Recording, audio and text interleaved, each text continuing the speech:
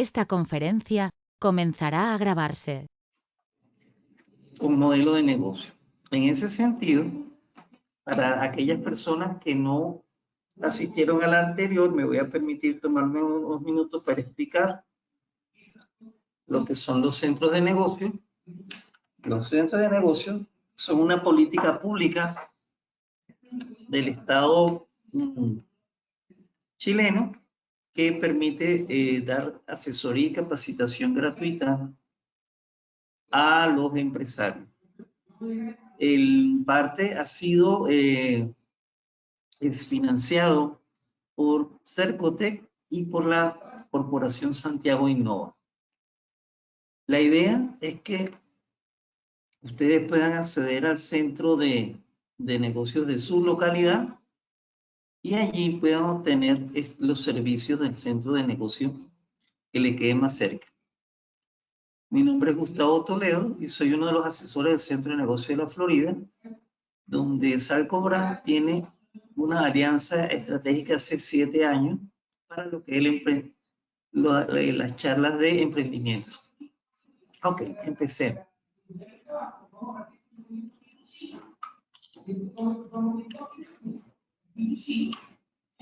El modelo de negocios describe una lógica de cómo una empresa crea, distribuye y captura valor.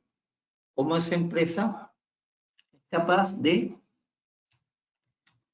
entregar valor sobre la base de una lógica que se describe en el canvas o lienzo de negocio. Fíjense ustedes que en general todo parte de detectar necesidades y dolores de un grupo de empresarios o personas que a la larga van a constituir el mercado que yo tengo que satisfacer las necesidades y las expectativas de esas deficiencias que hay. Fíjense ustedes que, por ejemplo, en el año 59 había una necesidad de decir, voy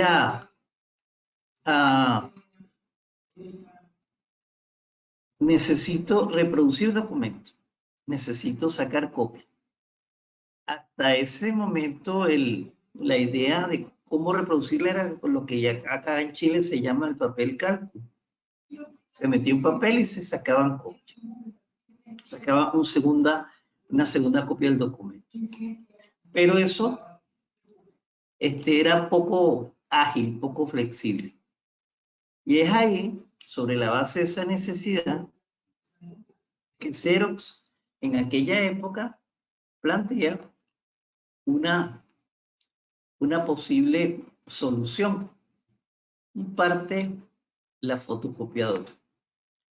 Entonces resulta que las copias eran muy caras y las máquinas muy pocas para entonces. Eso no estaba masificado. Entonces dijeron, bueno, hagamos algo, arrendamos las máquinas y por cada fotocopia que se saque, cobramos por copia, por hecha. Entonces fíjense que había la necesidad y se define un modelo de cómo atender esa necesidad.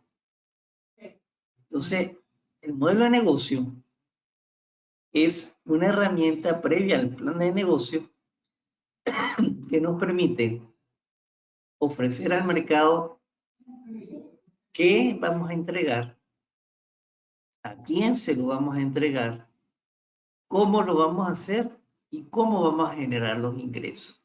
Esas son las respuestas que uno intenta obtener cuando construye un modelo de negocio. Entonces, en ese sentido, vamos a usar el modelo Canvas. Canvas significa lienzo. Sin la S, el Canvas es una herramienta de diseño gráfico. Con la S, es el lienzo de negocio. Entonces, fíjense ustedes que la parte que tiene color como amarilloso es el área donde a quién queremos llegar. El área que se ve como rojiza es el qué voy a entregar. El área plomo clara es cómo lo voy a hacer. Y el cuánto es cuánto quiero, cuánto van a ser mis ingresos y cuánto me costará entregar esa oferta. Antes de empezar, yo les quisiera decir que hay algo que es importante, de que cuando hablamos de, por ejemplo, ofertas innovadoras, la innovación tiene que ver con cambios de método, la invención en sí, procedimientos, nuevos productos, pero en general lo que tiene que ver con la parte intuitiva emocional que genera el potencial de la innovación es el lado derecho del cerebro. Es así como la loca de la azotea. Esa parte del cerebro del humano es el que ayuda a los procesos creativos. El lado izquierdo del cerebro es el lado lógico analítico, en donde mediatiza esa locura, por decirlo de alguna manera, y sale el pensamiento productivo. Entonces, muchas veces, uno cuando le da rienda suelta a la imaginación, es sano no ponerle freno para que el cerebro genere ideas. Después, claro, con un sentido lógico se analizará y después vemos la racionalidad o no, si la idea es posible o no posible y si es lógica que se haga. Ajá. Cuando estamos viendo los segmentos de clientes, la pregunta que nos hacemos es, bueno, ¿para quién estamos creando valor? ¿Se acuerdan que cuando yo dije en la charla anterior de que se detectaba una necesidad y me preguntaba, ¿alguien está dispuesto a pagar por esto que yo estoy dispuesto a ofrecer como producto o servicio? Entonces un poco es, ¿para quién estamos creando valor? Entonces estamos creando valor para personas que tienen una determinada necesidad. Ahora, lo que yo creo y lo que yo entrego tiene que definirse en términos de la calidad. ¿Y qué es calidad? Calidad es todo aquello que yo entrego al cliente final como producto y servicio y que llena y satisface las expectativas del cliente. Es decir, que mi mercado, mi cliente, es que el que al final va a decir, esto me sirve, no me sirve, y es el que va a decir, esto me es de valor o no lo es, o no es de valor. Es el cliente final. Por eso que cuando definíamos en el curso anterior de que una oportunidad de negocio es aquella que provenga de una idea a la cual yo le he encontrado un mercado porque he identificado en ese mercado las necesidades que tiene y qué expectativas, y entonces digo, soy capaz de entregar un producto, un servicio que llena esas expectativas. Ahora, eso me da el para quién. Ahora, el para quién, yo digo, bueno, yo tengo una solución que es igual para todo el grupo porque yo ubiqué un mercado, pero resulta que dentro de ese mercado no todo el mundo tiene las mismas necesidades y tiene las mismas expectativas, pero sí necesitan un producto similar en cuanto a la funcionalidad. Puede que no igual en la apariencia o no igual en ciertos aspectos que hacen que el producto pueda segmentarse y yo bajar costos de presentación o costos de empaque, ¿verdad? Porque hay gente que valora o no valora. A lo mejor hay gente que valora una caja muy bonita y hay otro grupo de gente que no importa nada la caja. Entonces a ese segmento le puede entregar sin caja y sin nada porque ellos en realidad les va a servir igual el producto. Entonces, ¿cuáles son los segmentos? Entonces eso dice, yo tengo que agarrar ese grupo humano y dividirlo en segmentos, pequeños subgrupos que de alguna manera me van a dar sentido a lo que yo entrego respecto de lo que ellos necesitan. Después entonces también necesito saber como que el tamaño o los clientes, cómo crecen, ¿verdad? Entonces en general voy como caracterizando los segmentos para decir, mira, este producto o este servicio que yo entrego le va a servir a este determinado grupo humano.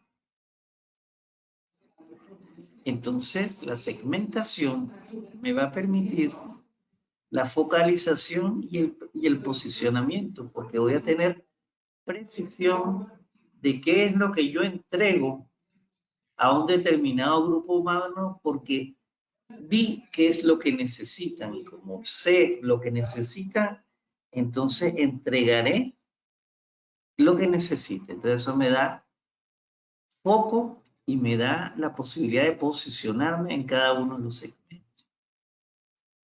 Ahora, como les venía diciendo, la segmentación es el proceso de dividir un gran mercado que es heterogéneo en grupos homogéneos o subconjuntos homogéneos que pueden tener necesidades similares. Entonces, el punto es que si tenemos necesidades similares, entonces se podrá entregar un producto que satisfaga a cada bloque. Porque cuando justifican una oferta distinta, eso quiere decir también que yo no necesariamente lo que entrego a cada segmento me tiene que costar igual. Como les decía, si a alguno le entrego el empaque y el otro lo que necesita es que le entregue el producto y el empaque no, entonces cuando no pongo empaque es un costo menor que tengo. Lo otro es que probablemente yo pudiera llegar a distintos grupos por diferentes canales y cada canal tiene un costo distinto. Entonces, cuando yo segmento, de alguna manera, eso ayuda a que pueda también ver que los costos no sean todo lo alto que pudiera ser cuando es el que aprecia un empaque, o pudiera ser el mínimo para otros que valoran otras cosas. Porque acuérdense que la calidad la define el cliente, no la defino yo. Ok. Cuando se segmenta, uno dice, uno tiene ciertas variables que van desde algo que va bastante simple hasta algo que es un poco más complejo. En el sentido de que yo tengo una segmentación geográfica, país, región, ciudad, barrio. Después demográfica, que es por edad, género, nivel educacional, ingresos, tamaño de la familia. Y se me va poniendo más complicado cuando digo, voy a ver la parte de las características de personalidad, actitudes, percepción, clase social, gusto, hasta que llego a ver cuánto es la frecuencia de compras, la lealtad. Entonces, todas esas variables me ayudan a, como que dice, obtener claridad en el logo. Al igual que en la charla anterior, La idea no es que yo me convierta aquí en un monólogo, sino me gustaría la participación. Entonces les hago una primera pregunta. ¿Cuál es la diferencia entre un usuario y un cliente?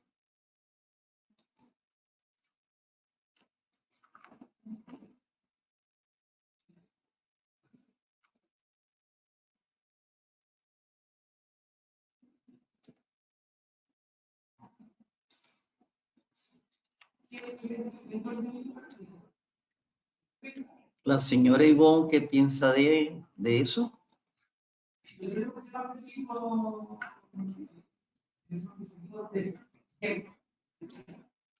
O Carolina Castillo.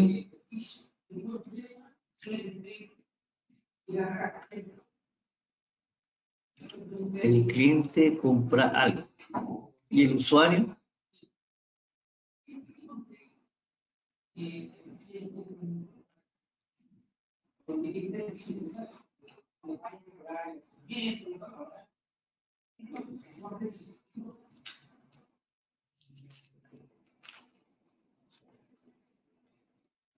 El cliente va a hacer uso de la cosa. Vamos a ayudar aquí un poquito. El punto es que cuando usted tiene, imagínense que usted trabaja en una empresa de proyecto y la empresa en donde usted trabaja queda en la dehesa, la instalación. Pero tienen que ejecutar un proyecto en La Pintana, por decirlo, ¿no? Entonces mandan a un ingeniero a que haga el levantamiento en La Pintana de una determinada necesidad y él va un día a hacer el levantamiento, pasa frente a un negocio que dice que vende bebidas y vende ciertas cosas y compra una botella de agua. Ok.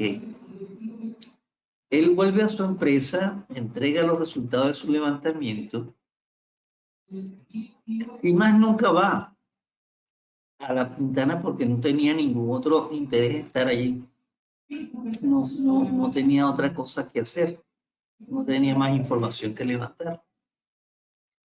Entonces, él, frente al negocio donde compró el agua, fue un usuario.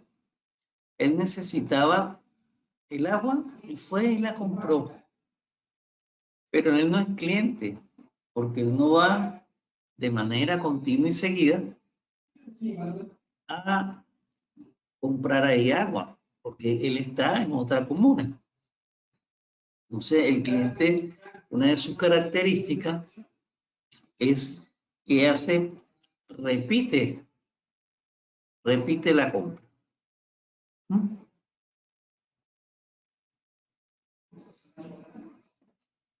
Ahora, el segmento de cliente, por ejemplo, si ustedes ven las motos Harley Davidson. Las motos Harley Davidson son motos que tuvieron un gran auge durante la Segunda Guerra Mundial y finales de la Primera. Son motos de una tecnología que para la época era muy robusta y ellos poco a poco se dieron cuenta en los años de que no solamente el cliente eran las Fuerzas Armadas. Entonces empezaron a sacar unas motos que eran como daban del interés de otro público. Por ejemplo, los motoqueros que ruedan por los Estados Unidos. Y claro, ahí unos lo hacen paseando, otros se agrupan para delinquir, lo hacen en ese tipo de motos. Las Fuerzas Armadas lo siguen usando. Entonces, fíjense que hay, hoy en día, Harley Davidson, si alguien ubica la moto de Coco Legrand, ustedes ven que ya esa moto tiene unas características totalmente distintas y mucho más bonita que las motos de los años 40. Entonces, y pesada, y tenían toda una cantidad de cosas que no tenían las motos anteriores. Entonces, un punto es el para quién le va a necesitar qué uso le va a dar a la moto. Entonces, es un poco el sentido. Entonces, a través de caracterizar al cliente, yo voy definiendo de una mejor performance los productos o los servicios que yo entrego. Okay. Fíjense ustedes, perdón.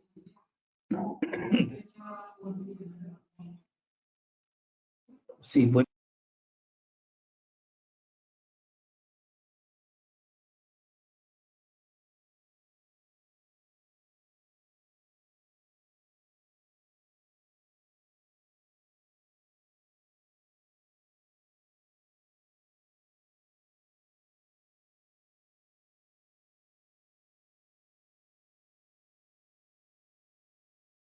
Disculpen. Entonces, cuando decimos segmentos de clientes, hay necesidades y tendencias. Fíjense ustedes que, por ejemplo, la Coca-Cola. La Coca-Cola parte como alguien que tenía la necesidad de un jarabe para la tos. Y ese fue el que armó en el año 1800 el sirope de la Coca-Cola. Era un jarabe para la tos. Y eso después le fueron dando uso hasta lo que es hoy la Coca-Cola. Ciertamente, ahora nosotros vemos que hay ciertas tendencias que van atadas a los estilos de vida. Las personas empiezan a privilegiar bajar el consumo del azúcar. Entonces sale la Coca-Cola Light. Después entonces cambian el tipo de azúcar que se utiliza. Ya no es la glucosa, sino usan sacarosa. Y después usan la stevia. Entonces ustedes ven que la tendencia va definiendo características del producto y segmentos de mercado para un mismo producto que es la Coca-Cola. Entonces, eso es importante que ustedes vayan identificando que muchas veces las tendencias también nos van haciendo y nos van cambiando. Entonces yo digo, voy a la propuesta de valor. Y cuando vemos la propuesta de valor, aquí en realidad subyacen dos criterios. Uno es la promesa de valor y la otra es la oferta comercial. La promesa de valor tiene que ver con aquel enlace emocional que yo logro con el cliente cuando me quiero hacer cargo de un dolor. Yo digo, mire, por ejemplo, en el caso de las personas de preunismo, un ejemplo pudiera ser que una de las personas le diga a uno de sus clientes, los posibles clientes, mire, me he dado cuenta de que usted tiene un problema en las uñas, ¿verdad? Y en ese problema usted tiene las uñas que están como rasgadas. Y usted dice, ajá, sí, entonces, y yo tengo una posible solución a ese problema que usted tiene en las uñas. Y le dice, ah, bueno, entonces, ese pudiera ser, y usted me puede explicar.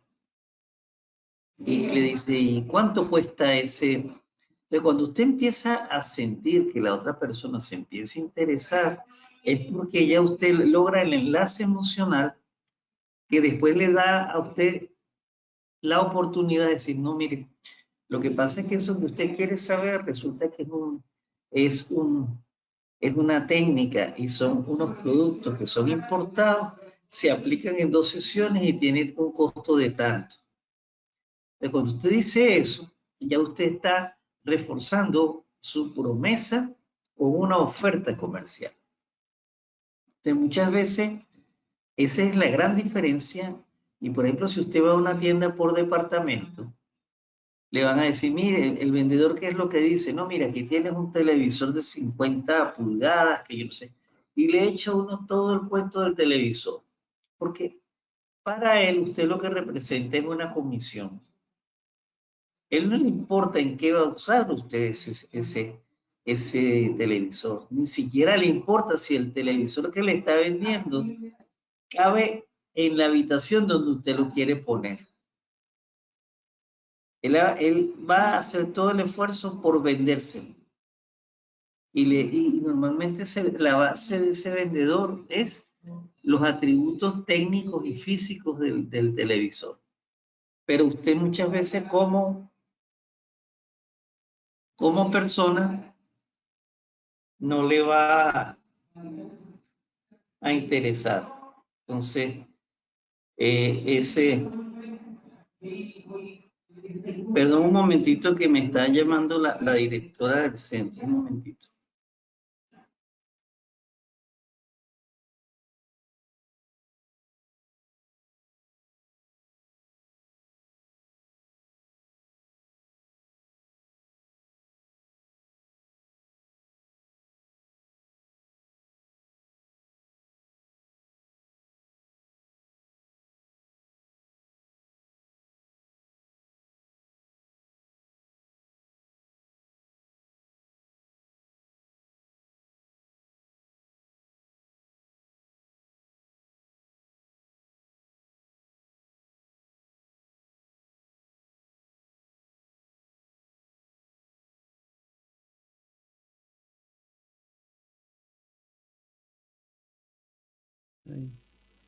Desactiva el micrófono.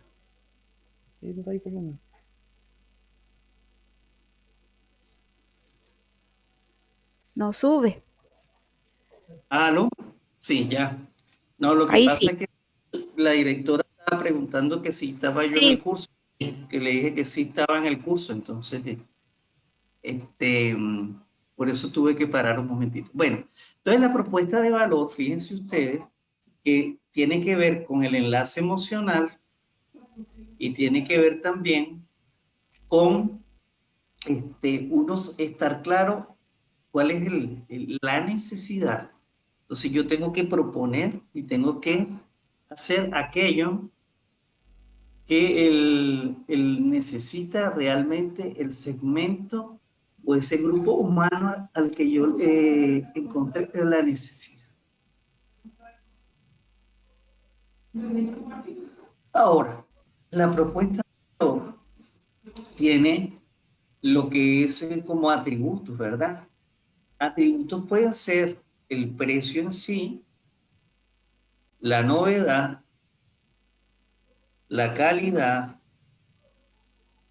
la conveniencia, ¿verdad? Que sea un producto que sea conveniente para ese grupo humano que lo necesita. Yo logré un posicionamiento de la marca.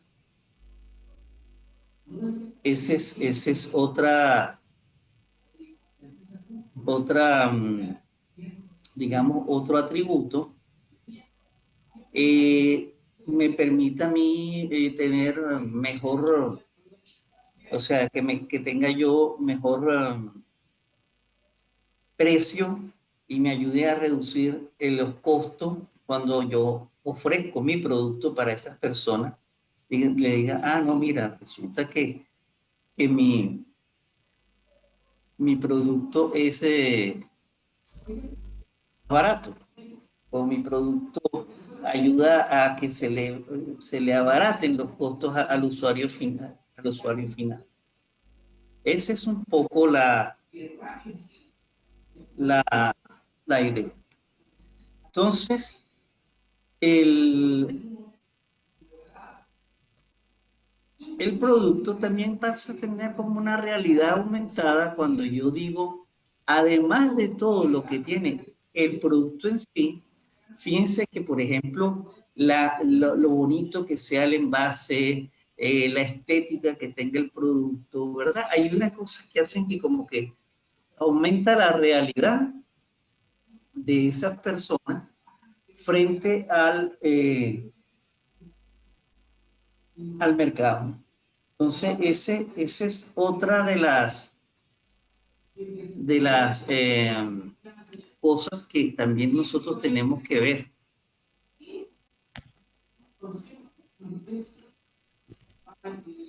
Entonces, fíjense que cuando describimos en la propuesta de valor, nosotros tenemos que tener claro cuáles son las características que hacen que un producto tenga unos atributos que hagan atractivo a mi propuesta. También puedo tener como un mix de servicios y de productos que hacen atractiva. Entonces, en general, las descripciones, cuando son muy precisas y muy orientadas a cada segmento, sobre la base de los atributos voy a lograr ese enganche emocional. Entonces, es preferible y es bueno que ustedes siempre tengan claramente qué es lo que ustedes necesitan como presentar para que el enganche sea el mejor. Ahora, el punto de que las mejoras y que hay en el mercado con respecto a otros clientes que estén haciendo o ofreciendo un producto similar. Entonces, lo que yo haga no solamente va a depender de lo que yo haya visto en ese grupo, sino también que yo haya revisado con respecto al mercado cuáles son aquellas necesidades y cuáles son aquellas otras cosas que otras empresas han determinado y que obedecen y sale un producto similar. Ahora, ese producto similar será del mismo precio que el mío, será más caro, será más barato. Entonces es importante saber y determinar el por qué va hacia arriba o el por qué va hacia abajo. Lo importante es que ustedes tengan claro el por qué es lo que ocurre, ¿no? Ok, entonces,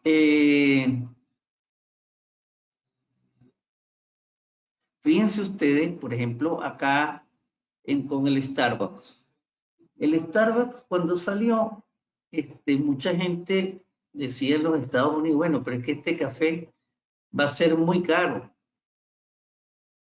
Y Starbucks dijo, no, lo que pasa es que nosotros no vendemos un café, nosotros vendemos una experiencia. Entonces, ahí hay una realidad aumentada respecto del producto que no es simplemente un café, que tiene la orientación de entregar una experiencia. Y fíjense ustedes que ciertamente los Starbucks son muy cotizados. Y yo, por ejemplo, acá en Chile, he utilizado los servicios de Starbucks para hacer reuniones. Normalmente los Starbucks tienen buenas,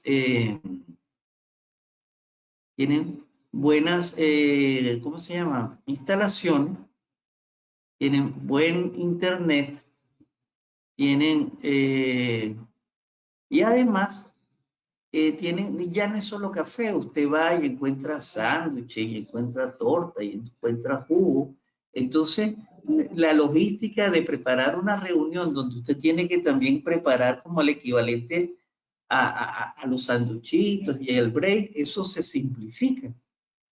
Entonces, fíjense que depende cómo usted vea el negocio, a quién lo dirige y cuál es la realidad de la propuesta de valor aumentado.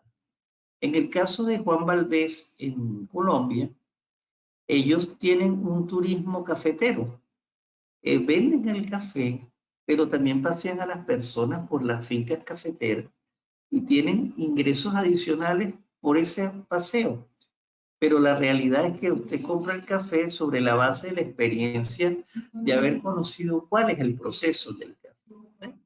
Entonces, las propuestas de valor, la idea es que usted las pueda ampliar y aumentar respecto del ¿cómo se llama? Del público objetivo al cual usted le está entregando la oferta.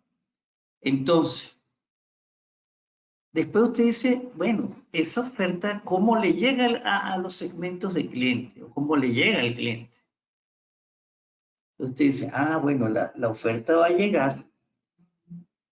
Y dice, bueno, pero es que hay dos cosas. Yo, ¿cómo entrego? Y la otra es cómo comunico.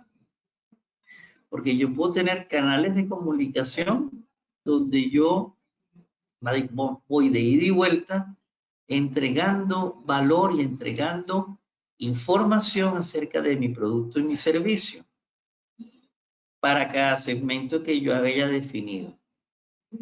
Pero también tengo los canales, ¿verdad?, de distribución, que es como finalmente yo hago que eso llegue al cliente final. Entonces defino cómo me comunico y cómo entrego, cómo distribuyo, ¿no? Entonces, fíjense que los canales, dependiendo, por ejemplo, los canales de distribución, usted puede decir, mire, yo tengo canales que son propios o tengo canales con algún socio.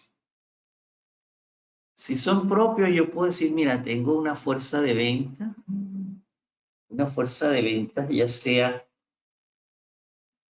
propia o una fuerza de ventas que está online o ventas online, que puedo tener mi página web, entonces con carrito de compra y tengo una estrategia de marketing digital para que la página esté allí.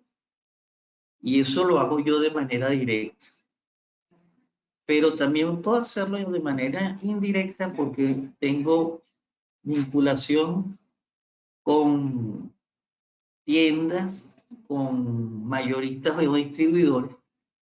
Y entonces allí yo tengo lo que son como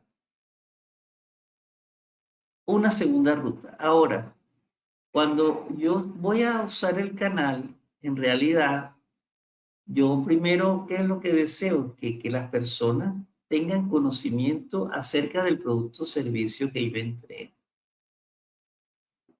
Luego también, a veces doy un marco de referencia para que las personas puedan evaluar qué entrego yo con respecto a lo que entrega el mercado.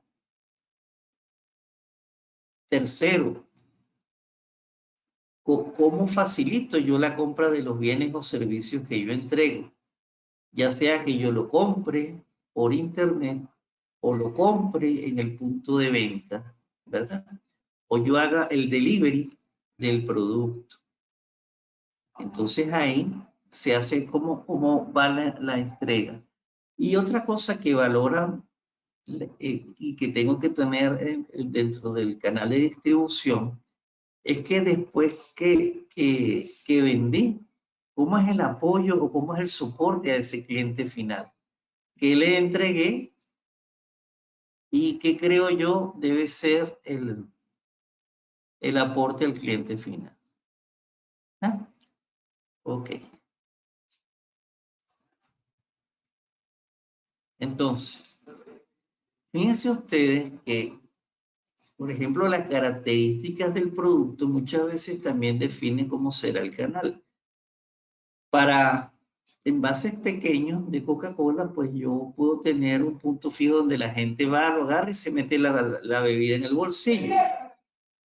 Pero nadie se va a meter en el bolsillo una botella de 3 litros. O sea, evidentemente esas botellas grandes son de uso familiar y esas son que se van a entregar a clientes tipo de supermercado o mayoristas, ¿ves? Muchas veces también las características del producto define cómo va a ser el canal. También hay canal de cómo comercializar. Por ejemplo, ustedes con todo esto de la pandemia, se activaron una serie de canales que hasta el día de hoy funcionan. Por ejemplo, la compra online y se le envía a la casa o te lo enviamos en menos de 90 minutos.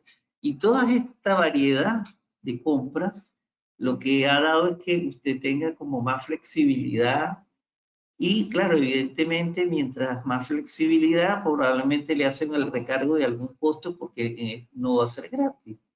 Aunque, ¿qué pasa? Que después entran en un proceso de competencia. Los supermercados dicen, mira, por compras superiores a tanto, yo no te cobro el envío, por decir algo. Entonces empieza la competencia sobre la base de entregar un mejor servicio a través del canal. Entonces, fíjense que yo puedo decir, tengo la página web, o me piden por un catálogo. Entonces, hay diferentes maneras de cómo informarse con respecto a lo que yo venda a través del canal. Entonces, ahora, yo les diría, déjenme ver cómo vamos con el tiempo. Vamos bien. Ok. Entonces, yo les diría que en este momento voy a hacer una breve pausa. Ustedes, si quieren tomar café, eso es una pausa que no va a pasar de 10 minutos. Y a la vuelta seguimos con la charla. Con su permiso, voy a hacer el break para que ustedes puedan hacer.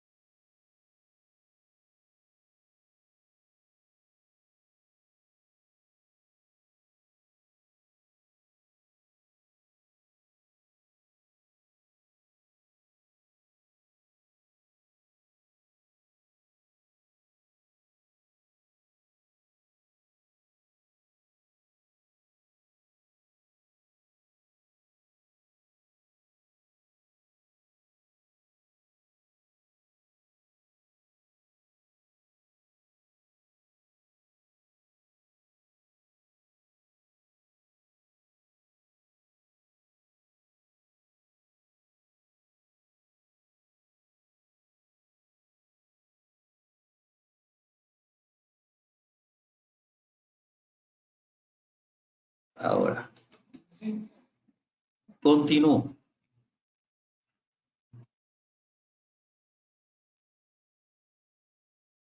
Ok, entonces, sobre la base del el canal que haya utilizado de distribución o el canal que haya utilizado de comunicación, yo sigo tratando de mantener mi relación con el cliente. Y después, ¿qué es lo que intento? Establecer una relación que sea duradera y que permita filiación. Y eso, cada segmento tiene su interés, cada segmento tiene su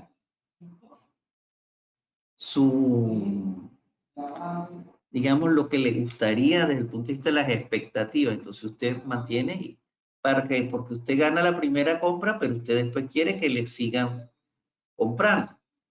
Entonces, cuando usted se relaciona con el cliente, depende del grado de personalización y también depende del grado de cercanía. Entonces, fíjense que cuando usted va a un sitio donde usted se sirve usted mismo, pues entonces allí no hay un nivel de cercanía, sino que la persona se autoda el servicio, ya sea un mini market, un casino, usted está allá con la bandeja y usted se pone lo que usted quiere. Pero, por ejemplo, cuando usted entra a lo que es la banca remota, usted dice, ¿qué pasa con la banca remota? La banca remota ya es distinto porque ahí usted dice, llama a un call center y hay una persona que le da cierta información que usted necesita, entonces está como más cercano, la relación es más cercana.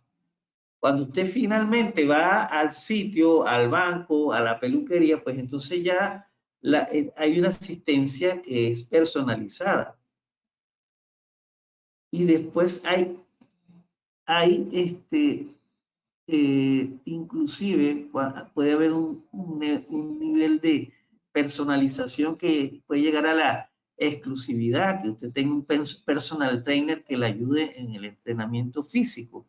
Entonces ahí el producto o el servicio, fíjense que, pero también depende qué tanto me integre yo con las personas, ¿verdad? Entonces yo digo, ¿qué pasa cuando alguien va a un almacén, a una tienda, a una feria?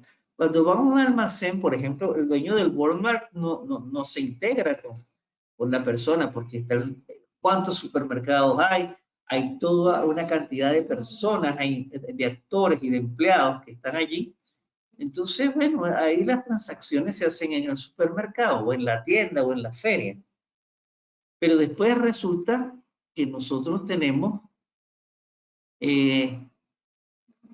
maneras de integrarnos, ya sean físicas o sean virtuales. Por ejemplo, LinkedIn es una red profesional y colaborativa donde las personas colaboran a través de una red de profesionales donde se van haciendo transacciones inclusive.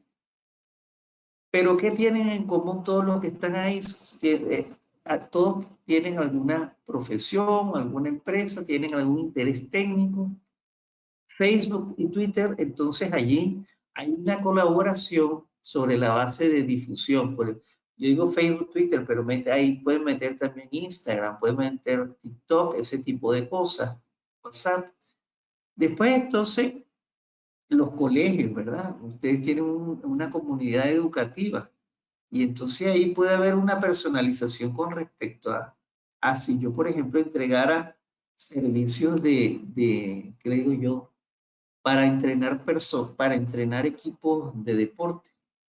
Entonces en los colegios yo puedo tener una empresa que se dedique a entrenar personas en voleibol, en tenis, en básquetbol y atiendo a los colegios, ¿verdad? Pero la relación es cercana y me integro al colegio para poder dar mi producto o servicio. Wikipedia es algo donde es cooperativo y hay co-creación. ¿Por qué? Porque Wikipedia, a pesar de que ellos piden una donación y no es obligatorio, si usted quiere la deja, ¿verdad? Pero hay como cierta alianza y se va integrando y se van haciendo. Lo mismo pasa con YouTube y con ciertos blogs. Ok. Ahora, cuando hablamos de la estructura de los ingresos, la estructura de los ingresos tiene que ver con cómo yo hago para que el ingreso se dé. Entonces, yo puedo decir, mira, yo porque hago una venta de mi producto o servicio, entonces allí se da el ingreso. O si yo, imagínense que yo fuera un Enel, que es una compañía de luz, bueno, a través de las tarifas y el uso de los kilovatios hora, yo cobro. O si tengo un gimnasio, la suscripción, ¿ves? Entonces, esos son los tipos por los cuales yo pudiera cobrar y tener los ingresos. Ahora, también es importante que ustedes sepan cuál es el recurso clave, porque ¿qué pasa hasta ahora? Hasta ahora, todo lo que hemos conversado es algo que el cliente ve, pero lo que vamos a empezar a conversar ahora es algo que el cliente no ve y que el cliente da por sentado que eso existe. O sea, quiere decir que cuáles son los recursos con los que se hace. Entonces, claro, los recursos, el cliente asume que usted los tiene porque usted le va a estar entregando finalmente un producto o servicio. Pero en el modelo de negocio, usted tiene que estar claro cuáles son sus recursos clave. Por ejemplo, pueden ser los recursos físicos, materiales, edificios, que son a lo mejor difíciles y que son escasos y que le dan una ventaja frente a los competidores. Por ejemplo, la parte intelectual, el poder de la capa, por ejemplo, ustedes a nivel de preunir y ese tipo de cosas, ustedes pueden decir, miren, nosotros hemos tenido y aprendido técnicas y hemos aprendido ciertas cosas dentro del instituto que nos permiten, ¿verdad? ¿Qué es lo que le permiten? Se me salió esto de acá.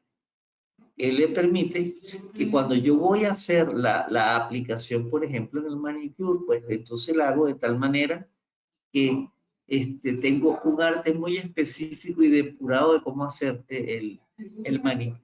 Entonces ahí hay otro recurso que es el recurso humano. Entonces la capacitación, el recurso humano, el mismo dinero también es un recurso clave. Cuando los negocios tienen una espalda financiera grande, pues también resulta útil. Entonces, fíjense que recursos claves pueden ser que yo tenga el personal con experiencia, que mi equipo sea de los mejores, a lo mejor manejo una parte muy buena respecto de la tecnología, ¿verdad? Entonces, esto dependerá del negocio, de la naturaleza y de la profundidad que usted quiere, el recurso clave será más o menos clave de todo. Ahora, las actividades clave, porque una cosa es el recurso y la otra es la actividad. La actividad tiene que ver con aquellas cosas que son críticas y que yo tengo que garantizar de que eso funcione y por eso es que son acciones permanentes que se vuelven clave. Entonces, por ejemplo, como si yo soy una empresa de confección de ropa y quiero estar en la delantera de todos los demás, yo necesitaría hacer los ejemplos de mi diseño de ropa para tratar de estar en la vanguardia. Entonces, clave para mí que yo siempre esté revisando cuál es la actividad clave para hacer eso. Si hago software, pues tengo que estar pendiente de desarrollar buen software. Entonces, hay partes de mi negocio que dicen, mira, tengo que tener un área de investigación, un área de desarrollo, y eso dependerá de cada negocio. Por ejemplo, hoy en día, yo les puedo poner un ejemplo. Hay una empresa que se llama Cocodrilo Bazar, que es una de las Cocodrilo, que es una de las empresas que yo atiendo. Ellos cuando llegaron en el 2016 a conversar conmigo, llevo 7 años acá en el centro de negocios dando servicio. Cuando ellos llegaron en el año 2016, ellos me dijeron que tenían un curso, ellas, porque son un par de señoritas que son pareja, que llevan su negocio ya hace todo este tiempo, me dijeron que ellas que tenían un concepto vegano, que creían en el trabajo justo, que creían que no debería haber matanza de animales. Entonces son ciertos parámetros que ellos han definido dentro de un marco ético de comportamiento empresarial que debe cumplir su empresa.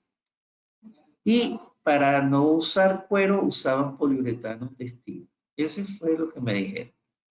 Bueno, cuando ellos conversan conmigo, mis maestrías, una de las maestrías que tengo en el área de medio ambiente, yo les digo, ok, está perfecto su precepto. Sin embargo, usted está matando el medio ambiente. No mata una vaca, no mata a nadie, no utiliza cuero, perfecto, pero usted está matando el medio ambiente. Dicho eso, a ella como que no le fue muy simpático. Sin embargo, ahí demostraron ser muy buenos emprendedores y empresarios.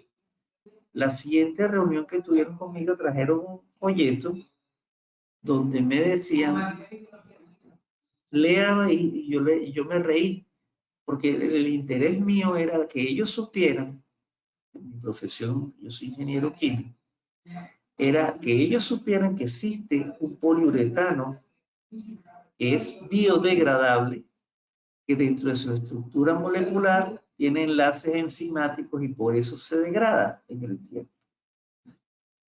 Entonces, claro, ya me trajeron ese folleto y ahí cambiaron el material. Y ese uso de un material que era un recurso clave y la actividad de clave de investigar materiales sustitutos bajo un enfoque de economía circular ha hecho que ellos inclusive puedan exportar mochilas hoy en día a Australia. ¿Por qué? Porque los australianos valoran sobremanera el hecho de que los materiales sean biodegradables. Entonces, esta primera prueba que ellos hicieron a través después de haber hecho los cursos con ProChile, mandaron su producto a Australia. Entonces allí estas señoritas lograron penetración sobre la base de haber realizado una actividad clave que fue la investigación para utilizar un recurso clave que era el poliuretano biodegradable. Por eso es que estas actividades cuando se hablan clave y entonces entramos como al diagrama, este es un diagrama muy tradicional que es el de Porter, donde en la parte inferior se ven las actividades primarias y básicamente como 3 procesos de logística, lo que es la logística de aprovisionamiento, la logística de transformación y la logística de distribución, y es la que se proyecta hacia la red. La parte superior del diagrama tiene que ver con todos aquellos procesos que sirven de apoyo a los procesos primarios, o sea, todos los procesos de estos que yo mencioné antes se logran gracias a que los otros procesos le van dando apoyo. O sea, la gente que compra, la gente que tiene los sistemas, la gente que recluta a las personas y la infraestructura donde opera el negocio. Entonces, ahí se define qué actividad es clave. Por ejemplo, para una empresa que se dedica al mantenimiento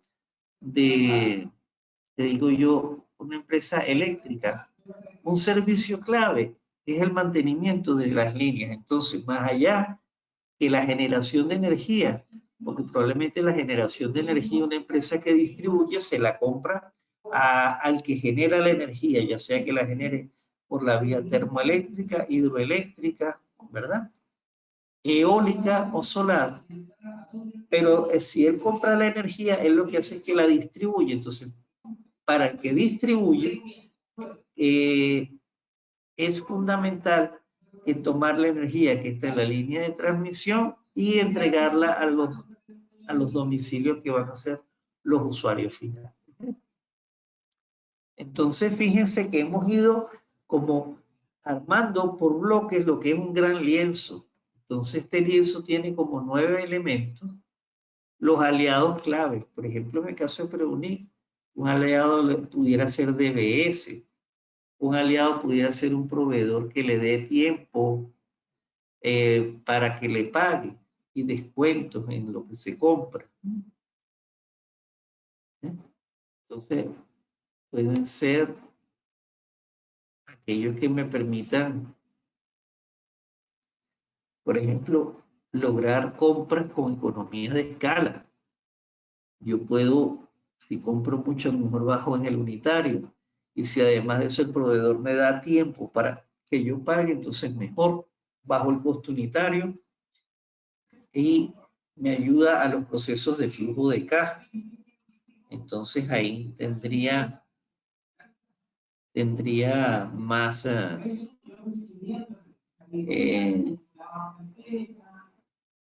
tendría más potencial como negocio. O si yo no tengo financiamiento, pero sí puedo acceder a un fondo tipo Corfo, un fondo concursable, ¿verdad? Entonces, esas son cosas donde las alianzas son útiles y me pudieran ayudar a bajar costos y a mejorar la calidad de la oferta.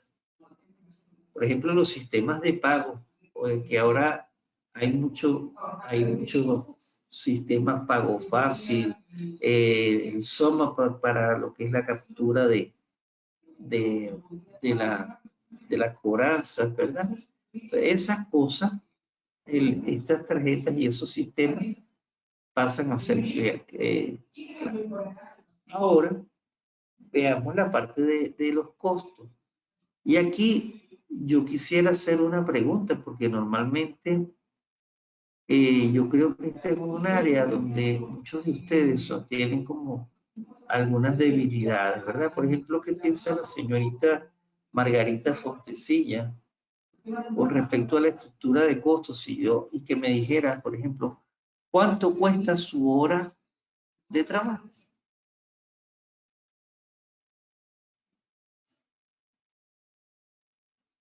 Hola, Dígame usted.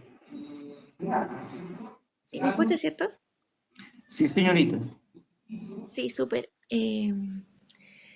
Sí, yo creo que, bueno, en el área de estética, la hora de trabajo, más o menos, en mi caso, como de 1.000, 15.000. Claro, fíjense, hay una cuestión que yo quisiera ver si ustedes alguna vez lo han meditado. Cuando ustedes establecen los costos de algo, miren, los costos de un producto, estoy escribiéndoles en el chat para que lo puedan ver.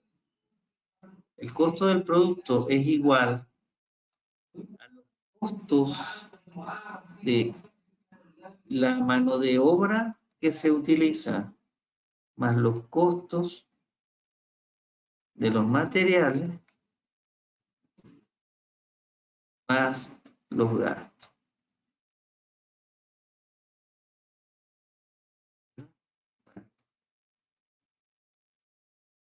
Entonces, muchas veces ustedes, ese es el costo, uno dice, mira, yo le voy a poner costo, determinar los costos a un producto. Entonces yo digo, ok, por ejemplo, si ustedes dicen, yo voy a hacer manicure francesa, por decir algo. Ahora, yo no soy experto en belleza ni en nada, sino que como llevo 7 años dándole el curso aquí en Preunic, poco a poco he ido aprendiendo con las alumnas acerca de ciertas cosas. O sea, no vayan a creer que yo soy un gurú en el área de la belleza, simplemente soy un asomado que ha ido dando clases y que ha ido aprendiendo. El punto es que usted dice, bueno, mire, en manicure yo quiero, entonces dice, Ustedes dicen, bueno, ahí está el costo del esmalte, el costo de la lima, el costo de ¿qué le digo yo? De la tijera, que la amortizan en el tiempo, porque la tijera no se gasta. Entonces hay una cantidad de materiales que ustedes usan para la manicure francesa. Perfecto. Pero resulta que usted dice, no, lo que pasa es que yo en mi casa tengo una habitación que dedico a la actividad de manicure. Y claro, ustedes no le ponen costo a eso porque sienten que como lo hacen en su casa, pero imagínense que ustedes tuvieran que pagar un local para hacer su trabajo y que ese local le costara 300,000 pesos mensuales. Entonces, habría que entender que habría una fraccioncita muy pequeña de ese servicio de manicure francesa que me debería contribuir a pagar lo que es ese alquiler. ¿Ven? Lo mismo que yo digo, mira, si yo quiero ganarme el salario mínimo, y ponga usted que el salario mínimo fueran los 400,000 pesos. Y dice, ¿cómo construyo yo eso? Entonces yo digo, mira, 400,000 pesos, o pongamos 600,000, ¿qué es lo que yo me quiero ganar? Yo lo voy a dividir por 180. ¿Me pueden decir por qué yo lo divido por 180 y no por 360? Quiera responda, no hay problema.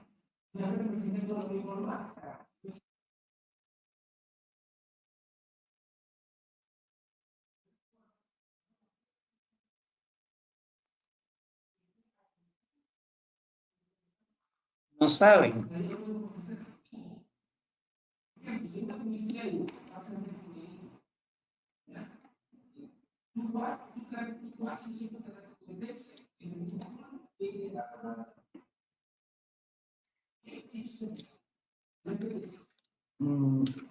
No precisamente los días de descanso. La jornada semanal tiene 45 horas. Si yo digo 45 por 4, es igual a 180. O sea, esa sería la cantidad de horas que tiene mi jornada en el mes. Entonces usted dice, bueno, déjeme ver. Ahora ustedes dicen, 600,000, usted lo divide en 380. Mi hora cuesta 3,333 pesos la hora. Entonces ahí ya estamos viendo qué pasa si una manicure francesa yo me demoro 1 hora. Yo le tendría que sumar al costo 3,333 más los materiales. Entonces imagínense qué materiales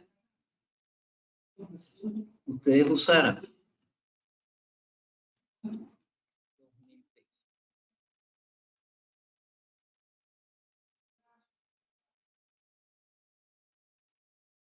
Y como tuvieron 1 hora, entonces le tengo que sumar 3,333. Eso.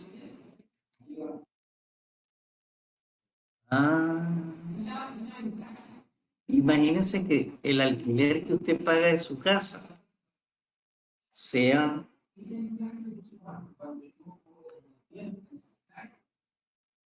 3,000, sean ¿cuánto? 300,000 y lo divido en 380. Entonces serían 1,666 o 1,667 pesos hora de gasto. Entonces yo diría, entonces yo sumo ahora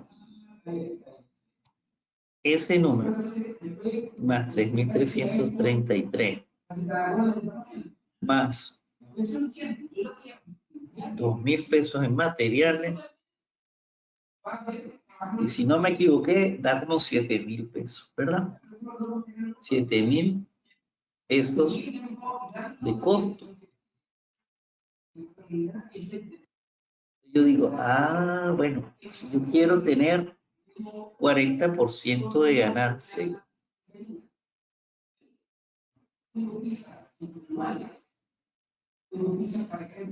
entonces yo eso lo voy a vender, ese servicio, en 9.800 pesos. Pero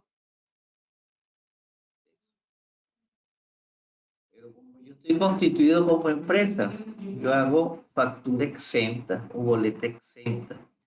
Entonces yo le voy a calcular a eso el IVA. Entonces digo, y ahora le sumo 9.800 pesos. Entonces me quedaría. Entonces yo ahora agarro y digo 166, vamos a ver, creo que lo hice mal, déjame volverlo a hacer. 9.800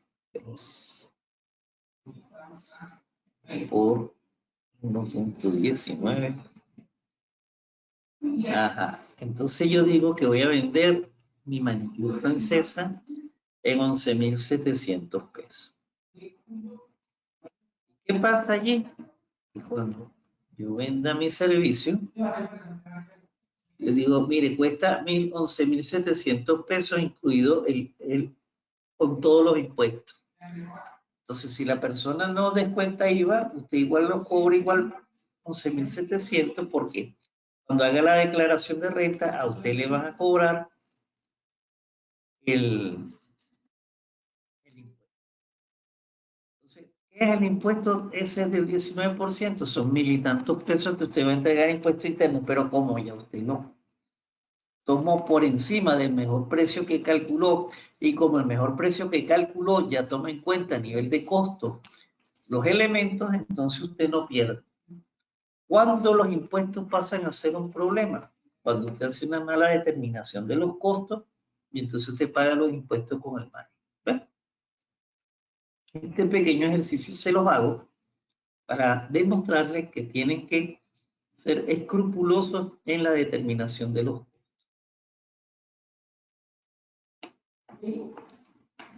Ok. Ahora, los costos, no dice costo fijo, costos variables. Usted dice, los costos fijos son aquellos que no guardan relación directa con el volumen de ventas. Por ejemplo, si usted tiene que pagar el alquiler del local, usted lo va a tener que pagar. Haga un servicio o no haga servicio, tiene que pagar. Usted se tiene que pagar su sueldo. Haga un servicio o no lo haga. Esos son costos fijos. Ahora, ¿cuántos son los costos variables? Bueno, son, como la palabra lo dice, son aquellos que varían con el volumen de ventas. Si usted hace más servicio, usará más esmalte, usará más lima, y esos son costos que van variando. La economía de escala, cuando usted dice, voy a aumentar los volúmenes de compra para que me baje el costo unitario. Eso es economía. La economía de alcance, que esto se da mucho en empresas grandes, es cuando dice, mira, tenemos que acometer un proyecto de mejora del almacén. Entonces, el gerente de administración dice, mira, yo pongo un analista. El hombre de producción dice, no, yo pongo aquí a un supervisor. Y arman un equipo, pero no contratan gente, pero logran bajar por alcance los costos. Ok.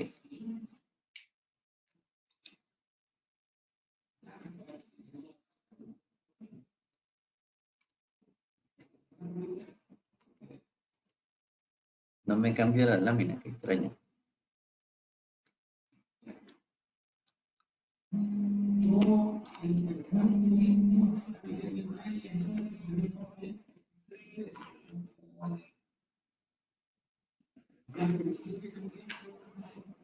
A ver.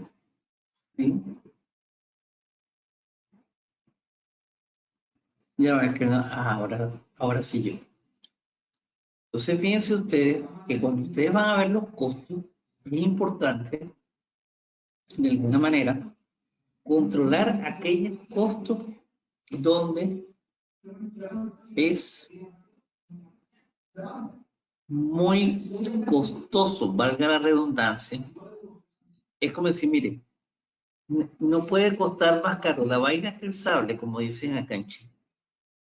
Entonces usted dice, bueno, ¿qué actividad y qué recursos son los claves? Y eso tengo que siempre controlar los costos para que no se me disparen, para que no pierda sentido el precio que definí, para que no termine pagando el impuesto con el margen del negocio, del producto.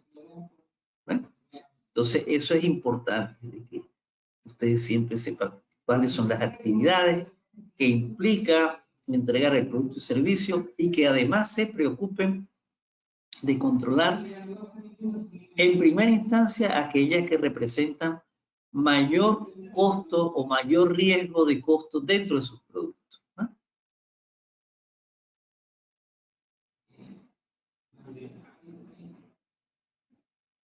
Okay. Fíjense que ahora hablamos de equilibrio. ¿Qué creen ustedes que es el punto de equilibrio?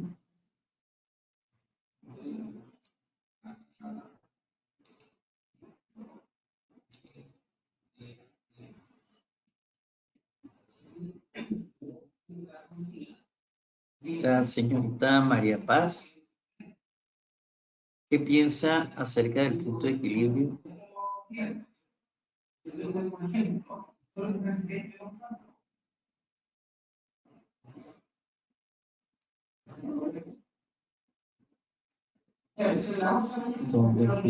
Ajá. Está bien. ¿Y qué otra persona que piensa?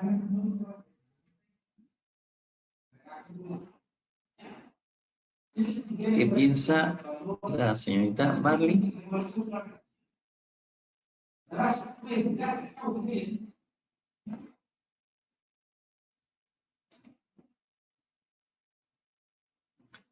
Ok. En realidad, bueno, es un poco lo que dijeron acá. El punto de equilibrio es aquel punto donde los ingresos que yo tengo son capaces de cubrir los costos fijos y los costos variables, ¿verdad? Es decir, como que me doy la vuelta.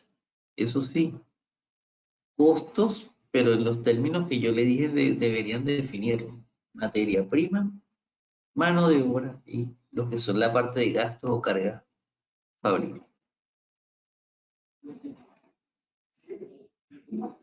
Entonces, fíjense ustedes que dependiendo de los negocios, hay unos negocios que son intensivos en el uso. ¿No les aparece la lámina? Son intensivos en el uso de capital.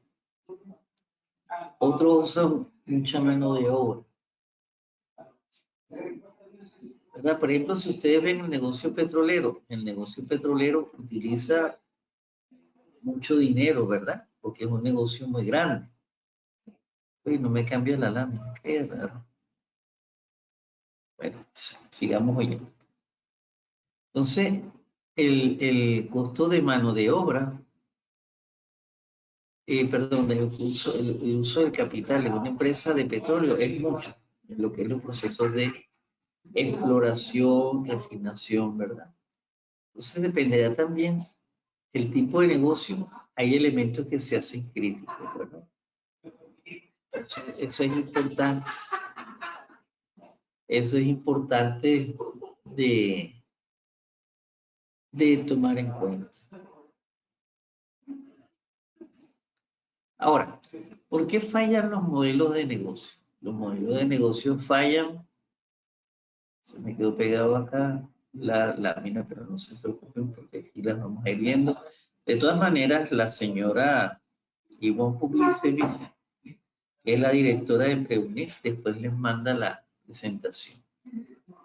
O sea, les dice aquí, ¿por qué fallan? Porque a lo mejor yo no presento una propuesta de valor interesante,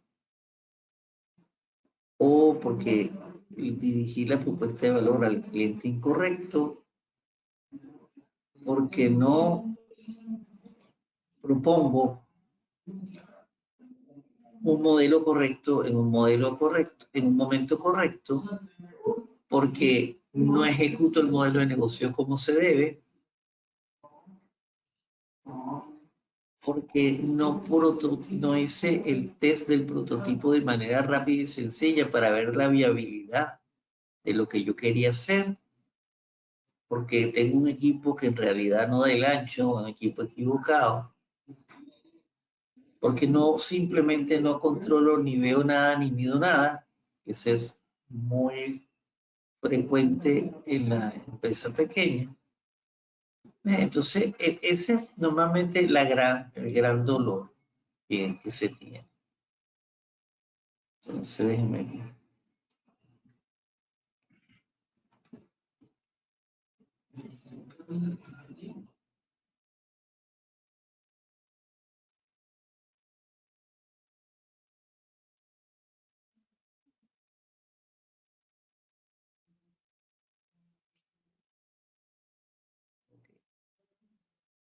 Entonces, ahora yo les preguntaría, ¿qué dudas hay? ¿Qué dudas hay con respecto a lo que hemos conversado? O sea, abro para que pregunten.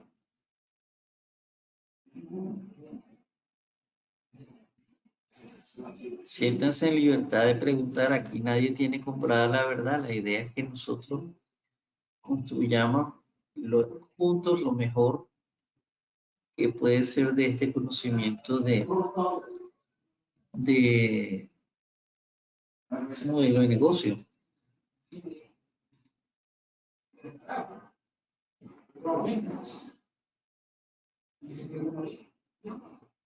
Todo está tan claro así que nadie quiere preguntar. Todo el mundo entendió.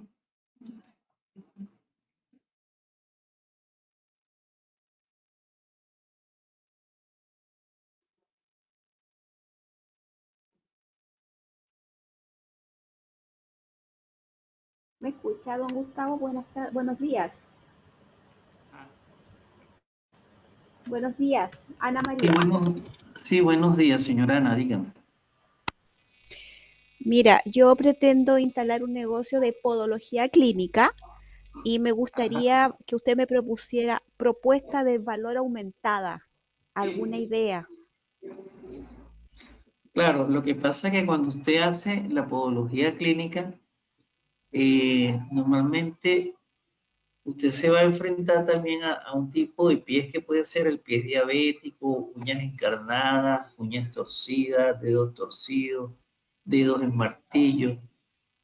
A mí me parece que hacer como, por ejemplo, una evaluación que se parezca a como una evaluación clínica, donde usted dice, mire, previo a hacer la intervención del pie, usted dice, mire, este es un pie que tiene estas características, el riesgo de que usted no se haga con frecuencia esto, y usted da un plus con respecto a otro cuando usted hace que el cliente entienda que no solamente fue a sacarse el cacho de una uña encarnada, sino que se fue a donde un profesional que dice, mire, no solamente la uña está encarnada, sino que entienda el por qué llegó a esa realidad. Entonces, cuando los clientes entienden de que, mira, me está dando un poco más, me está explicando, me está diciendo, me está ayudando y me está cuidando.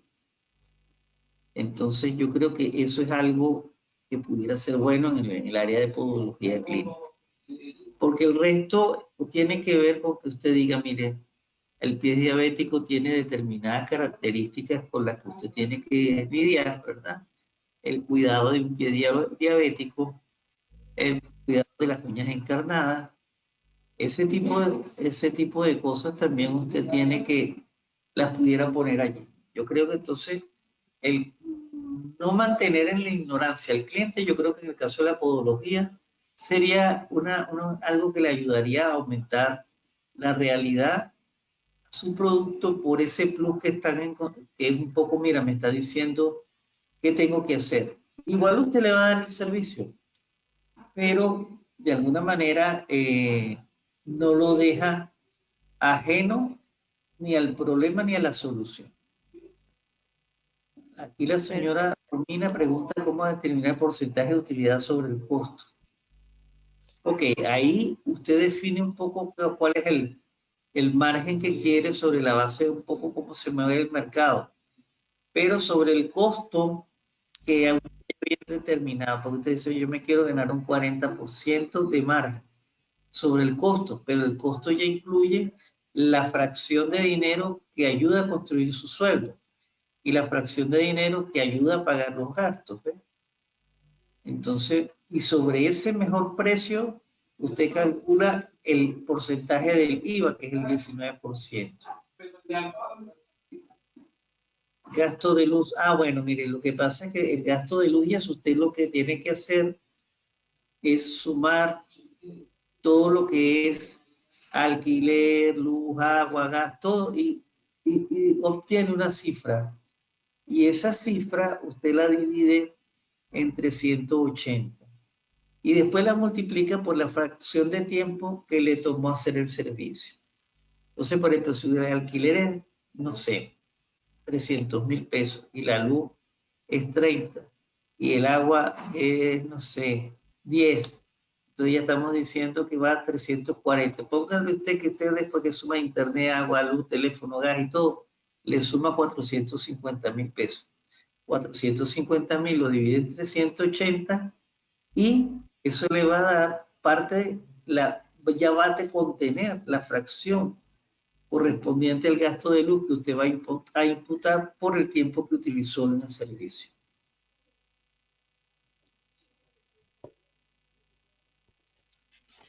¿Alguna otra pregunta?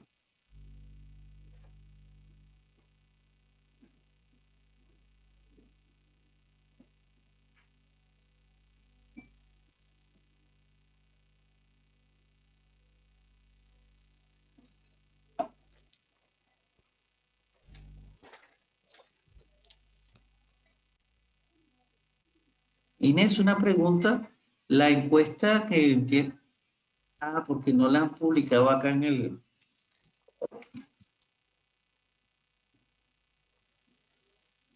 Ah, ok, es Yasmin quien está dando el servicio. Ok, gracias.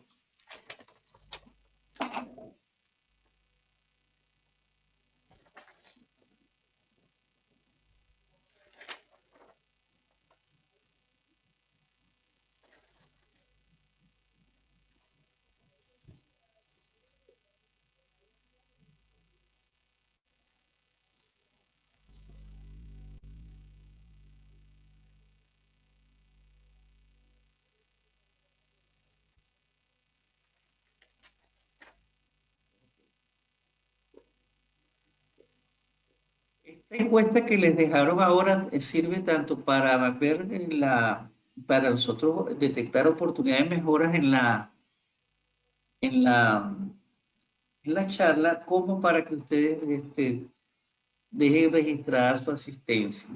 ¿Eh? Para que cuando uno hace alguna promoción, 20% de descuento para promocionar el producto o servicio, ese porcentaje, ¿de dónde lo descuento? ¿De mi ganancia? No, en realidad usted los descuentos y todo eso, usted tendría que hacer el análisis previo, de tal manera que cuando usted fijó el precio, si usted da descuento del 20% fue porque previamente lo tenía como parte del costo de mercadeo, que a veces lo utiliza y a veces no.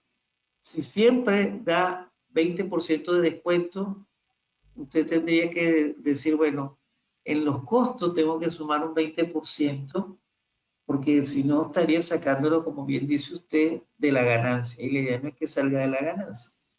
O sea, la gente cree que usted da un descuento, pero usted de alguna manera tiene que como cuidar el negocio. Ahora, si usted lo da de la ganancia, pues es una decisión suya, pero en general hay que tratar de ver de que alguna parte, si no todo, de ese descuento sea absorbido por el costo.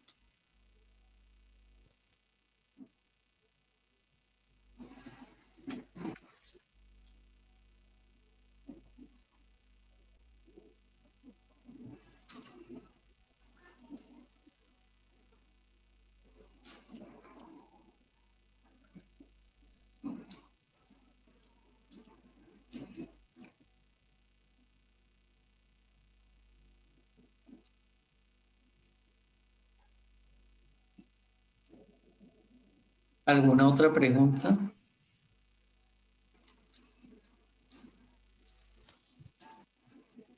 Yo no, gracias. Ok. Entonces, por favor, vayan contestando todas la encuesta y no me queda más que agradecerles la asistencia a la charla de hoy.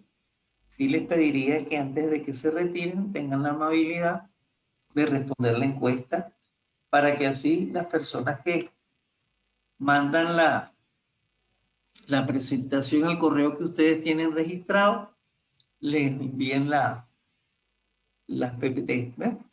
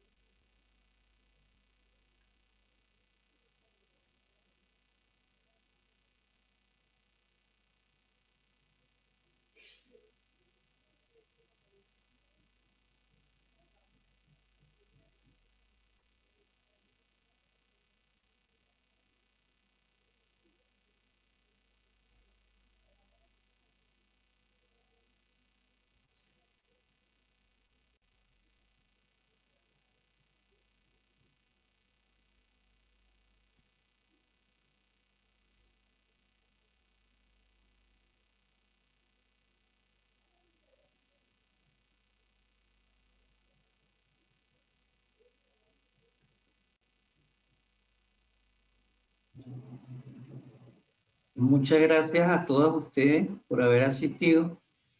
La señora Ivonne está pidiéndoles que le escriban al correo del instituto para ella enviar la presentación.